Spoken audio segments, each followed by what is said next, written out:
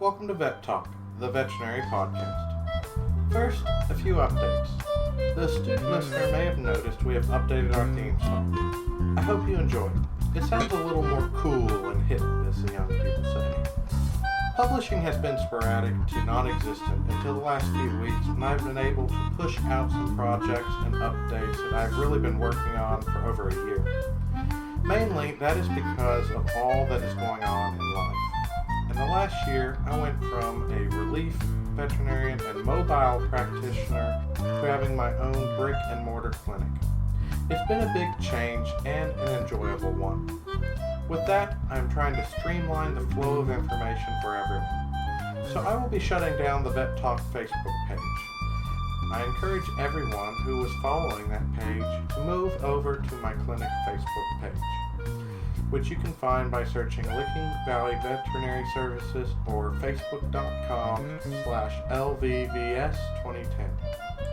This will leave one less Facebook page for me to manage and allow you all to receive more information that goes up for my clients and for you, the listeners. Also, please check out our new webpage look. My friend took a lot of time to update the page and make it more modern. This is allowing us to get a lot of information out to people. LickingValleyVet.com. I have a blog started there. All the podcast episodes are listed there, and we hope to have some video projects on the page later this year as well. If you want to donate to the continuation of these episodes, there is also a page where you can do that through PayPal. So lots of exciting things are happening, and I hope all of you who have listened before will follow us in our new venues. Thank you for listening, and now on to the topic of today.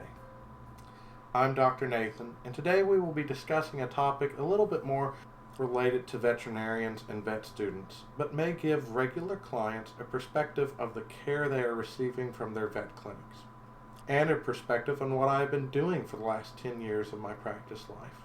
Relief vets. So what is a relief vet? Basically, the regular vet needs a freaking break. It could be for anything really. They need a vacation, they need a little time with their family, or they aren't quite ready to hire another full-time vet, so they need a little extra help to keep the clinic running. Over the years, I have completed relief work at 6 different veterinary clinics. So why did I do relief work? Well, first, I needed money. Straight out of school, I hadn't founded my own practice, and I couldn't find a regular job. No one was hiring in 2010. It was a bad time for a vet to graduate. Most of my friends were having the same problems. One couldn't find a job, and they searched an entire state. I needed to do something, so I tried to find a relief work. So, my first interview for relief work, I actually went into the interview and said, I don't want a job here. And the vet came back and said, well, good, I don't want to hire anyone. And 10 years later, I am still providing relief at that clinic. As I got started with my own practice, the relief work gave me the ability to pay off my student loans while I started organizing my practice to, actually make some money. While relief work may be lucrative, I continue relief for different reasons. First, veterinarians are kind of lone wolves. Myself, no exception. There are a lot of us that just practice in our own corner of the world, and we want to be left alone. Relief work helped me stay in the loop. I knew what other doctors were doing. I was exposed to procedures and new drugs at one clinic, and then could help spread new innovations to my clinic or another clinic. I loved it, and the doctors I worked for loved it. It helped us all stay up on current techniques, and I think pushed me to not get stuck in my own little hole of medicine. It made me reevaluate what I was doing constantly, which forced me to practice good medicine. It also gave me perspective. What I found was I saw how all these practices each treated a similar case, and in every case, that animal got better. It mellowed me out a bit after school. I had this misconception that there was only one way to treat certain problems, the way the book told me to. It opened my eyes that, proverbially speaking, there's more than one way to skin a cat. I think this helps clients because it allowed me to treat individual patients and situations better and provide more options for unique situations. Second, it helped to put forward a unified front with veterinarians. I had a situation once where a client came to me at one clinic. I diagnosed the pet, offered a treatment. The client was unhappy. They wanted a different treatment. The next day, I completed relief work at another clinic. That same person came in wanting a second opinion. And they got me, and they got the same opinion again. And I'm certainly not saying that second opinions are bad. The vets that hired me really liked my second opinions on various cases. Sometimes cases they were confused with, a different set of eyes came to a better conclusion. But there are clients out there that, regardless of what the vet says, wants to treat with their own ideas and methods. Guess what? That doesn't always work. This was one of those clients. They were going to get the same answer from every vet. They weren't going to get their way, because that was not the way to treat this specific disease. And every vet agreed on the treatment of how to proceed with that. I think this was a good demonstration for the people who vet hop that most vets most of the time agree with each other on treating cases. A valid second opinion on a complicated case or to ease a client's mind is great, but vet hopping to find the answer you as the client wants to hear is not. Third, it gave me a break from my clinic. Walking into a clinic and working for a day, then leaving and not worrying about those cases or that clinic and how it functioned was great stress relief for me.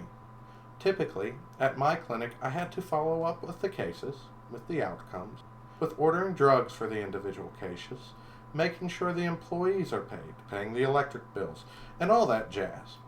Recently, I just had a lab sample lost in the mail for over a month. It finally made it to the lab, and the lab reported the results. I'm not looking forward to that phone call with the owner. I mean, it wasn't my fault the package was delayed in the mail.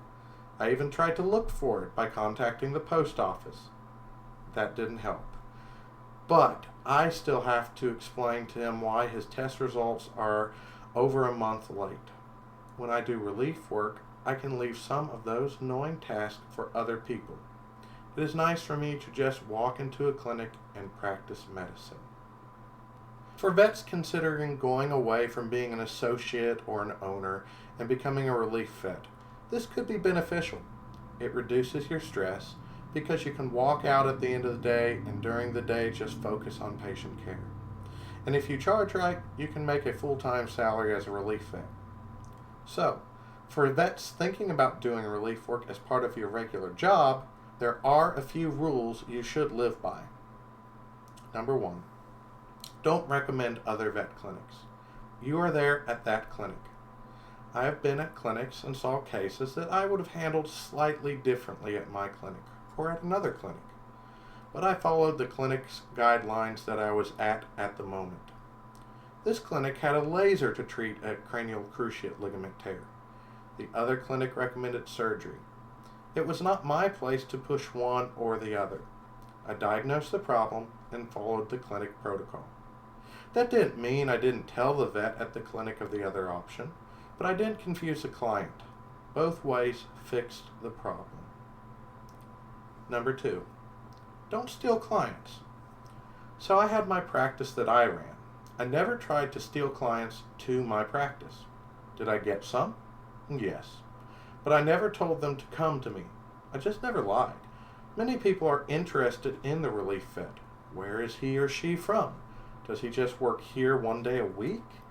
I would tell them I ran my own practice or worked more frequently at another, but I made it nonchalant, and only when they asked.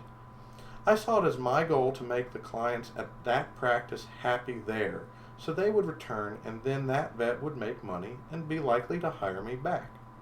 It's common courtesy and respectful.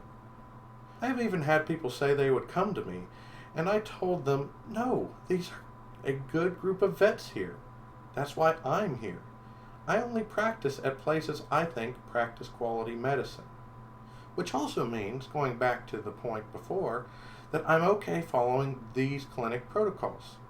So I told the clients, stay here. I'm happy to help you, but you get good care here. If they came to me, that was their decision. But I didn't want to give any appearance that I was trying to steal clients by either sending them to another clinic or my own clinic. Geography is important. If you just do relief work, it doesn't matter other than how much you want to drive. But if you work primarily at one vet, or in my case had my own clinic, I tried to do relief work 30 to 45 minutes away from my primary clinic. Yeah, it was more of a drive for me, but that helped accomplish my above goal. Usually clients saw me as so far away, I didn't risk stealing any. Number 4. Set up relief work as you want it set up. Relief is great. I set my hours, and if the clinic didn't want those hours, I didn't take that job. I was able to turn down days that didn't work for me. I know some relief vets just want certain types of work. Emergency work at night when the kids are sleeping, or just surgery work, or just outpatient work. Make it work for you. Some people make their own company, or some people work in a relief vet group. There are tons of ways to make it fit, to make your life work, and provide a necessary relief system for multiple clinics. This is a great way to make money, practice medicine, create goodwill between clients, and goodwill between the veterinary professional community. Enjoy it. Okay, that was for the vets. For people seeing relief vets, the biggest complaint I received was, "You're not Dr. So-and-so," which was a fancy way of saying, "Can I trust you?" Well, as a client, realize a few things. Dr. So-and-so hired me because he trusts me and my abilities. Vets care about their clients and patients. They don't just hand over the reins of the clinic to anyone. 2, just like my previous story where the client got the same answer at 2 vet clinics, you are likely getting the same answers as your regular doctor would give you. And if not, remember maybe you are getting a different way of accomplishing the same thing. Or maybe your doctor wanted a different set of eyes on your case. It's like a second opinion at your primary veterinarian. Number 3, relief vets care just as much as your regular vet. Relief vets just wanted a different lifestyle. Probably one where they can focus more on medicine. Sometimes owning a clinic or being an associate veterinarian doesn't allow a vet to be who they want in their personal life, and that will leach into their professional life and negatively affect your animal's care. So relief work helps them be more balanced personally so they can more clearly give better treatment and care to patients. So we have covered a client's perspective and a veterinary perspective, and now on to the student perspective. This episode for vet students is to give you another option of things you can do with your career. The downside of being a relief vet straight out of school is you may not have the experience to be able to jump confidently in between clinics quickly. I did this out of necessity. I had bills to pay. Also, gaining the trust of a hiring vet may be harder when you don't have experience to back you up. I lucked out, and the first relief position I had was very much a mentorship, one I value considerably. So choose your relief situations wisely. Also, this could be a help to you as a graduating student. Most graduates who are hired at a practice leave that practice in a few years. Being a relief vet for a few years gives you experience and helps you determine which practices and practice models you like working at. You can use it as an extended interview. And remember, you are the relief vet. You can turn down any clinic if you don't feel comfortable working there. If you are considering being a relief vet straight out of school, be sure to find a good clinic to start at. Do a little business research. Talk to an accountant. There will be good ways and bad ways to set up how to receive payment and set yourself up for tax purposes, because you will be acting more as an independent contractor versus an employee. Vet hospitals typically expect relief vets to have their own insurances and DEA licenses. So make sure you walk into a potential relief clinic ready to work, with all that business stuff set up beforehand. To do this, you will at least need to talk to an accountant and possibly a lawyer. There are so many options when you are a vet on what you can do with your life. This is one of them. Lastly, for clients, remember, your relief vet may be just out of school with the newest ideas. These ideas may be what your regular vet is interested in. Your regular vet might be wanting to make their practice better for you with these new ideas. So enjoy the new vet. Enjoy a fresh set of eyes on the case. And remember, these relief vets could be straight out of school or people who have years of experience. So trust them, because your vet, whom you trust, trusts them. Thanks for listening. Remember, I'll be shutting down the Vet Talk Facebook page soon, so move over and like Licking Valley Veterinary Services Facebook page. And check out our webpage at lickingvalleyvet.com, where you can make donations and find more educational information about veterinary medicine. Until next time.